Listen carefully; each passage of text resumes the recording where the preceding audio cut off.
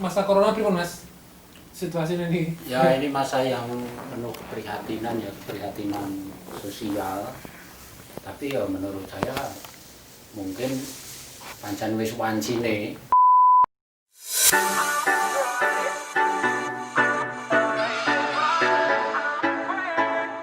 Kita sedang di jalan menuju rumah Pak Jokpin, Mas Jok.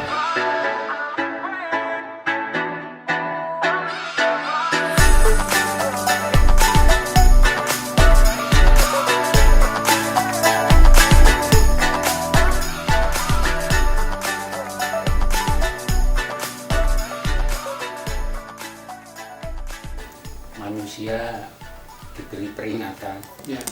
untuk merefleksikan kelakuannya sendiri terhadap alam terutama. Ya.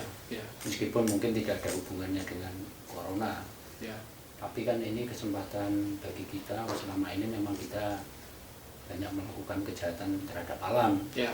Nah setelah corona kan tampak alam lebih segar, langit jernih, terus mungkin binatang-binatang yang selama ini tidak muncul lagi, seperti capung katanya di Jakarta muncul gitu.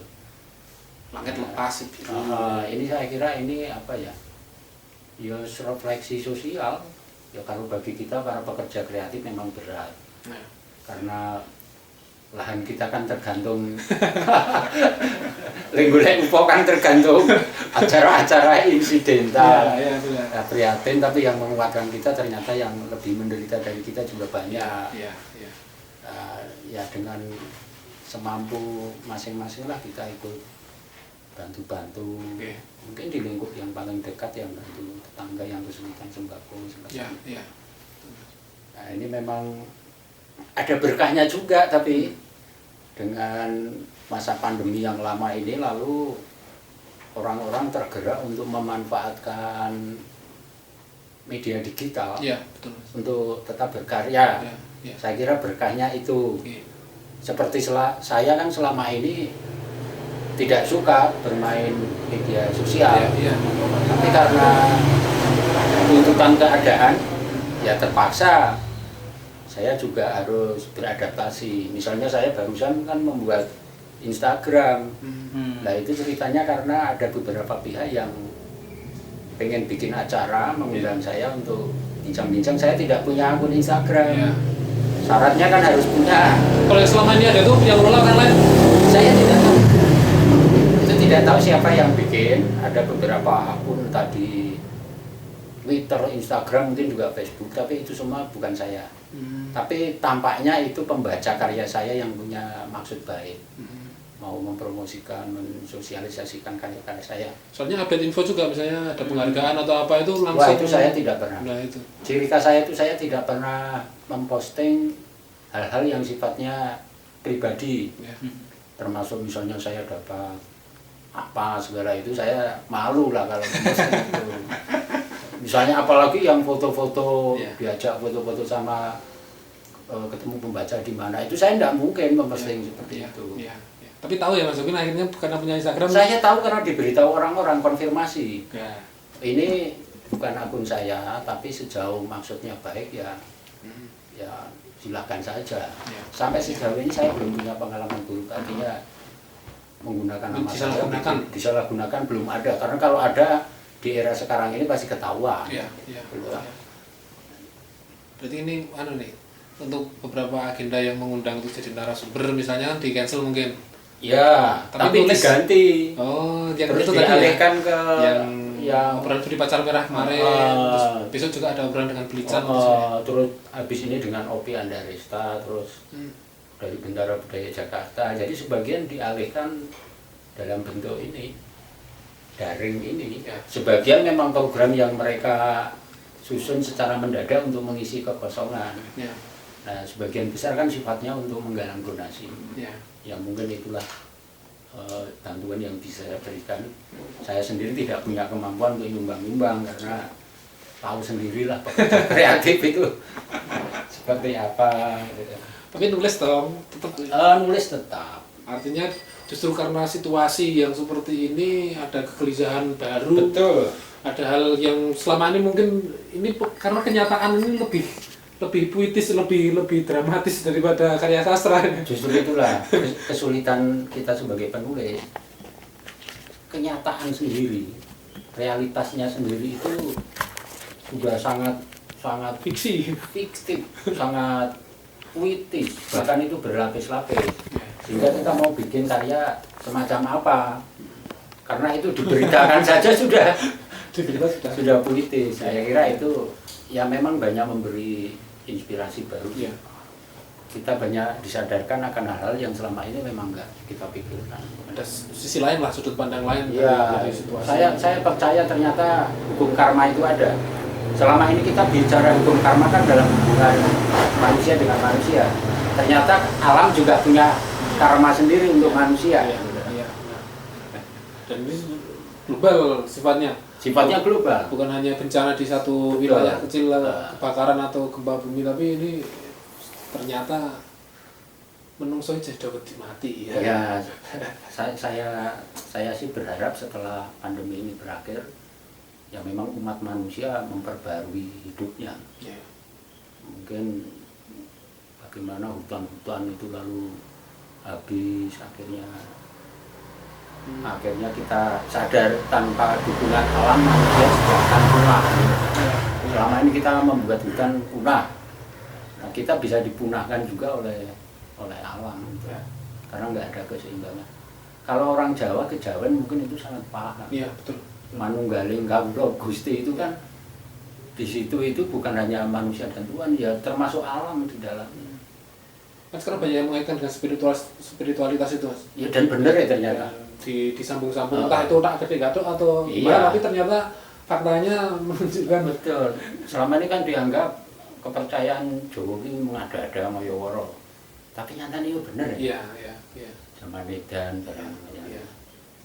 Nah, banyak ide, tapi memang kesulitanku karena selain ribet melayani permintaan acara, juga suasananya kan masih kayak suasana mental yang berat. Bagaimana tetap bisa bertahan hidup. Iya. Nah, untuk nulis ya nabung dulu lah. Iya. Tapi nabung dulu. Kalau nabung ide-ide itu saya sudah tak catat. Ide tetap masih banyak. Masih.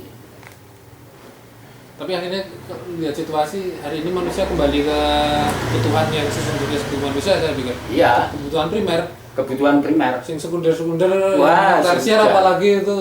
Yang namanya style, Nggak penting gaya lagi. hidup, pencitraan tidak penting. Yang penting kebutuhan makan Iya. terpenuhi sehat. Iya. Itu yang penting. Lain-lainnya ternyata tidak penting. Iya. Nah ini juga mengingatkan, ya bener iso mati iki awak dhewe iki Ya, hal-hal lain itu ternyata memang tidak penting. Gitu loh. Itu Iya. saya menyadari arep nggawa apa. Iya. Gitu loh. Iya. Tidak penting, dan dalam situasi ini ya manusia kelihatan akunya. Iya. Mana yang solider, mana yang tidak. Situasi kayak ini kan tidak diskriminatif, semua kalangan kena. Semua kan Sugih ya kesugihannya bisa habis, ya, pejabat yang kena. pejabat juga gitu. Contohnya perusahaan-perusahaan yang kasihan itu penerbit loh Mas. Iya. Nggak bisa berproduksi, produk yang ada nggak bisa Nggak bisa jalan. jalan. Sementara karyawannya banyak sekali, Iya. karyawannya dan keluarganya. Itu mungkin 1-2 bulan aja bisa defisit, Mas. Iya. Keuntungan puluhan tahun bisa habis. Iya. Nah itu saya mikir ya benar nggak ada artinya. Iya. Ya hari ini mungkin teman-teman sekarang waktunya untuk membaca buku yang dulu dibeli. Ya dan Bukan untuk membeli buku baru, tapi untuk membaca buku yang dulu dibeli dan belum sempat dibaca. banyak buku yang belum sempat dibaca. Akhirnya Saya baca. aja punya buku pengadilan Sokrates belum rampung paling Saya juga gitu sekarang, wah ini waktunya untuk membaca untuk buku yang sudah dibeli. membaca lagi buku yang belum sempat selesai Iya, dibaca. iya betul. Tapi untuk membeli buku baru, waduh ini nanti dulu deh. Dalam situasi kayak gini mungkin orang-orang desa di kampung itu dia lebih bisa survive ya. Betul, Iya. betul. Makan tidak harus Iya. beli. Iya. Ternyata mereka bagaimanapun lebih unggul. Tapi benar yang tadi Mas Latif katakan, ya akhirnya mati ini pancen itu loh. Itu Iya. betul. Ini saya mikir kok iso sak dunia ini memang umat Iya. manusia ini wis keterlaluan. Iya. Berarti ya. Ya, saya punya pemaknaan baru terhadap hukum karma itu tadi. hukum karma itu bukan sekedar orang dan orang, manusia dan manusia. Alam ternyata punya hukum karma juga. Ya. Ya. Paling benar ki memang itu merefleksikan kembali nilai-nilai budaya Jawa. Ya. Primbon-primbon kayak yo kan bener ya. Ya. Karena pasti ada hubungannya lah kenapa orang Jawa dulu membuat perhitungan nilai-nilai. Itu bener ya. Dengan Titan non Titani lah. Ada peristiwa apa ini gitu. Peristiwa alam atau peristiwa apa yang mungkin saja ini kan berapa ratus tahun yang lalu kan pernah ada kayak gini Mas. Ini kan kemudian yang mengalami itu meninggal sudah tidak ada sehingga tidak ada yang bisa bercerita lagi. Tidak ada jejaknya. Tidak ada jejaknya gitu. Kalau sekarang pasti ada jejaknya karena jejak digital. Itu. Tapi yang masa-masa lalu kan cuma ya pertanyaanku sehabis ini nanti manusia itu tetap eling apa ora? Wah, iki wis rampung kok. Ya. Kalau saya sih situasi berat kayak gini bukan hal baru karena zaman Orde Lama. Saya kan lahir di zaman Orde Lama kan sempat mengalami kekurangan peristiwa pangan itu loh, nanti makan bulgur, ya. makan bulgur saya pernah mengalami waktu masih kecil. Kalau Pak Sapardi kan beliau benar-benar sudah apa ya, boleh dikatakan perjalanannya itu udah mengendap, sehingga dia tidak ada lagi semacam ambisi harus apa mengejar sesuatu. Kita yang masih muda ini kan masih punya perasaan semacam itu. Pak Sapardi kan udah selesai. Jadi dia bisa nyantai dengan cara seperti itu. Nah, kalau kita kan masih harus berjuang, bukan hanya berjuang dalam konteks menulis, berjuang hidup juga itu loh, menghidupi diri kita dan keluarga. Jadi belum kepikiran saya. Kalau selain kemarin kan habis novel Mas, cerpen-cerpennya apakah sudah tambah lagi kemudian dikumpulkan? Wah belum. Saya asik sebenarnya membaca cerpen Mas Joko karena saya pengennya nulis prosa. Mengolah dari puisi yang sudah ada dibuat itu tadi saya tuh tidak pernah menganggap karya yang sudah saya tulis itu sakral, nggak boleh dikotak-atik. Bisa saja itu dialih wahanakan ke dalam cerpen. Kenapa tidak? Misalnya kita bisa mencerpenkan sejumlah puisi kita, tetap beda kok gitu. Nah, jadi kayak buku novel, kayak buku cerita novela lah. Isinya kan itu apa ya, merangkai-rangkai cerpen saya yang di Kompas yang 4 itu menjadi satu rangkaian cerita. Itu kan cerpen tak openi, tak rangkai-rangkai sehingga seakan-akan menjadi satu jalan cerita. Itu kan sebetulnya cerpen saya sudah habis di situ. Dan saya belum nulis lagi, tapi mungkin kedepannya saya tertarik banget untuk mengembangkan prosa. Dan cerpen itu sebetulnya memang dalam satu rangkaian saya pengen bikin cerita tentang itu awalnya dari puisi Sapardi. Betul. Sebetulnya itu memang satu benang merah, cuma tak petal-petal saya tak kasih ke Kompas. Tapi memang itu ide itu menarik, Latif itu tadi. Mungkin nggak sejumlah puisi lalu dialih bentukkan menjadi cerita yang lebih panjang. Soalnya kan cerita kan, cerita itu narasi itu soalnya tinggal dikembangkan aja. Dan ternyata pembaca itu ya versi puisinya tetap baca, versi prosanya juga mereka tetap baca. Itu generasi sekarang ini memang kadang-kadang menurutku misteri juga sih. Jadi seleranya itu nggak terduga itu. Ternyata tetap ada aja pembacanya.